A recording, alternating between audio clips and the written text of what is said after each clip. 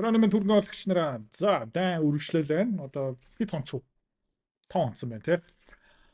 Тэгээд миний мэдрэмж надад юу гэж хэлж байна гэх юм бол магадгүй энэ маргаан үргэлжлэхгүй байж магадгүй үргэлжлэж магадгүй.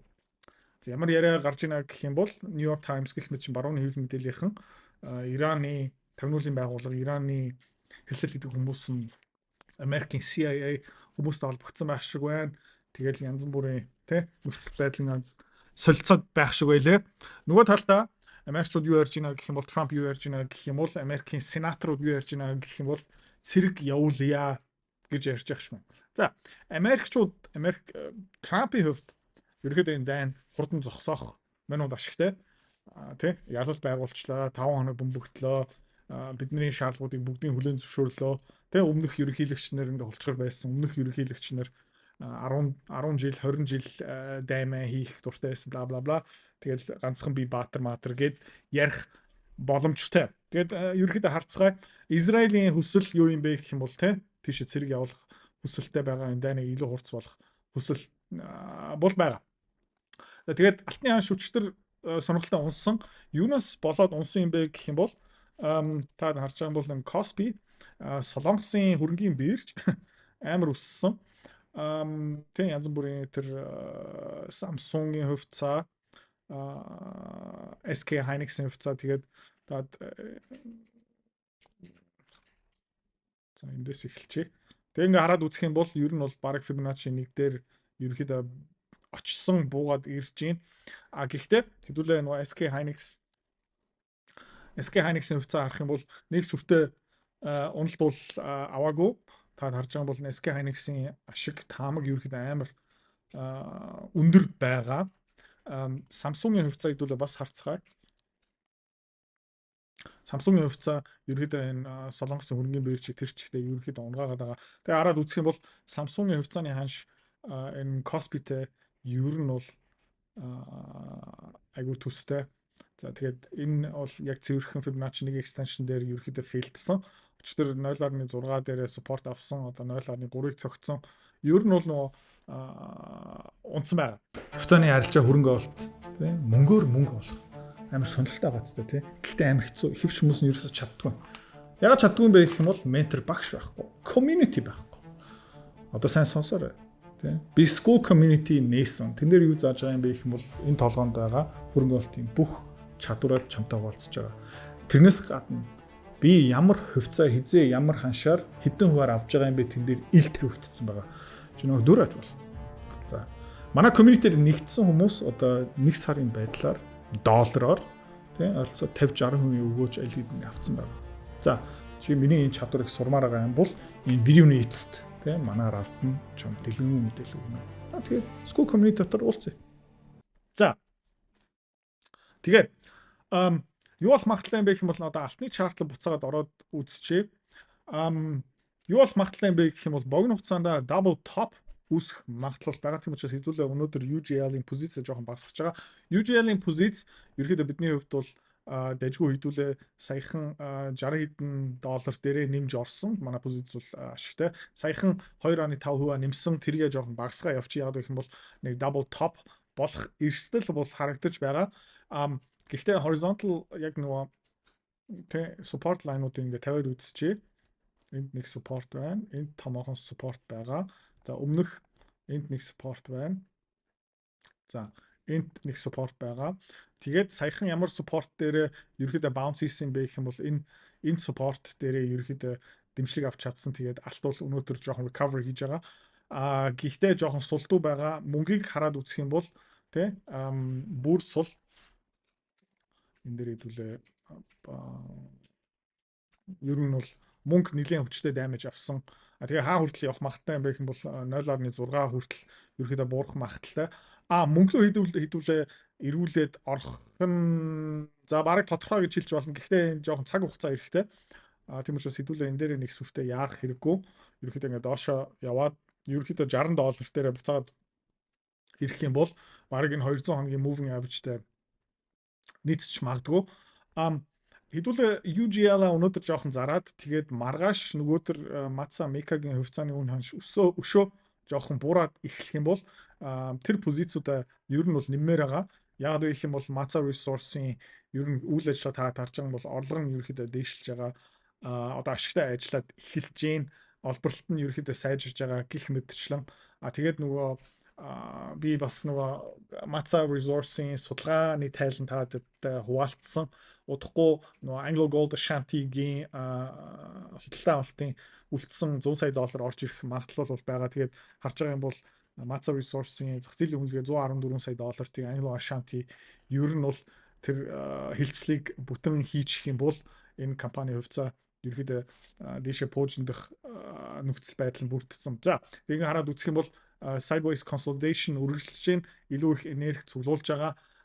Тэгээд Австрали доллар ерөөдөө аягүй хүчтэй явж байгаа. Тийм учраас ерөөдөө удахгүй хэдүүлээ Meka Matza-гийн хувь нэмнэ.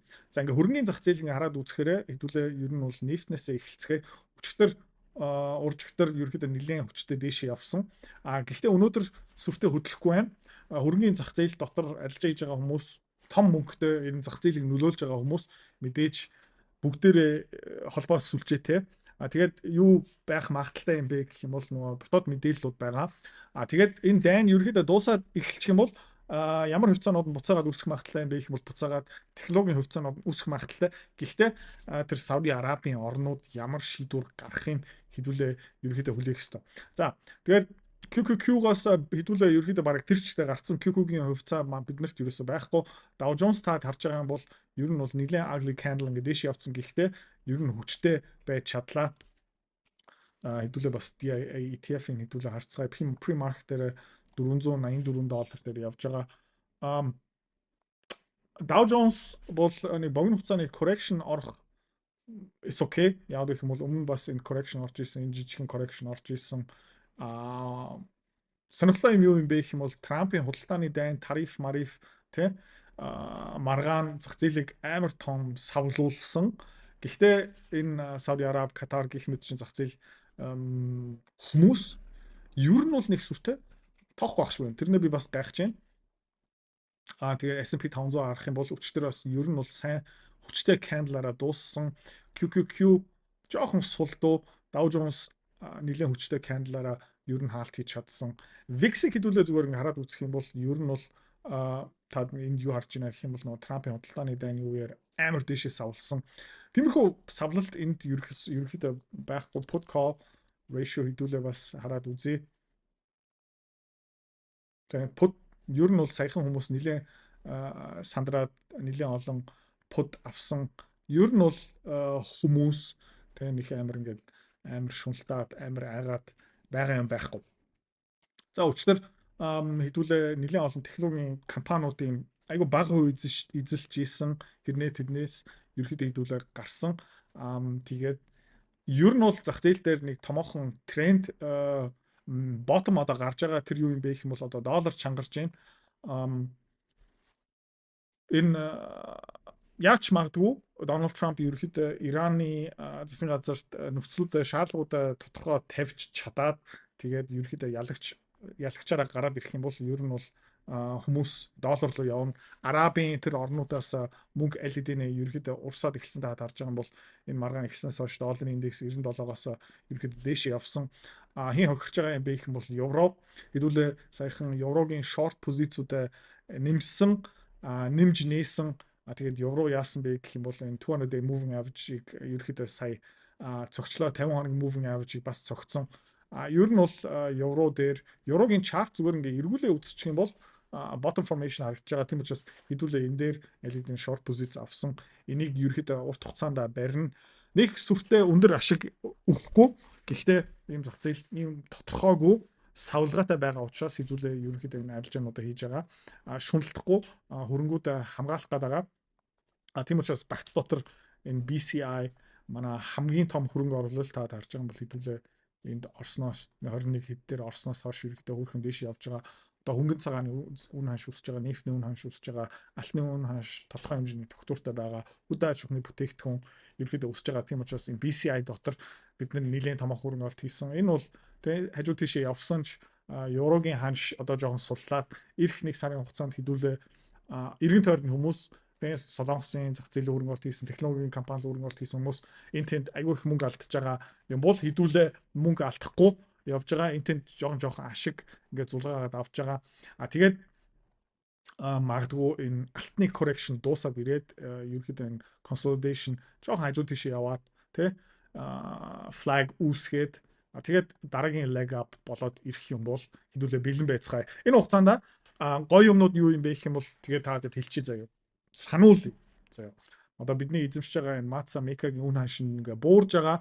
Гэхдээ тэрэндээ хэдүүлээ ерөөсөө сандрах хэрэггүй яагаад гэвэл энэ компаниудын ашиг ерөөхдөө амар нэмэгдэж байгаа. Тэгээ энийг би таад бас дахиад нэг үзүүлчихье. Өмнө бас нэг үзүүлчихсэн. За тэгээ энийг таад бас дахиад нэг үзүүлье. Өнгөрсөн жил яг жилийн өмнө бидний Австрали доллараар алтаа зарж байгаа компаниудын алтаа зарж исэн үн бол ойролцоогоор $4,600 байсан юм бол одоо ерөөхдөө $7,000 зарж байгаа. Тэгээ манай групп руу ороод ирээд та бас нөгөө үнэлгээний хэсэг нөгөө classroom байгаа хичээлийн танхим. Тэн дотор бас нөгөө алтны уурхайн компаниудын үнэлгээ байгаа. Тэн дотор Matsa Meka-гийн Excel модель байгаа. Тэгээд тэнд ерөөхдөө хэдүүлээ ямар үнэлгээ хийж исэн юм бэ гэх юм бол та хэд одоо үзүүлчихье. За тэгээд манай багц дотор Австрали доллараар ер нь бол Westwoods Mining байгаа.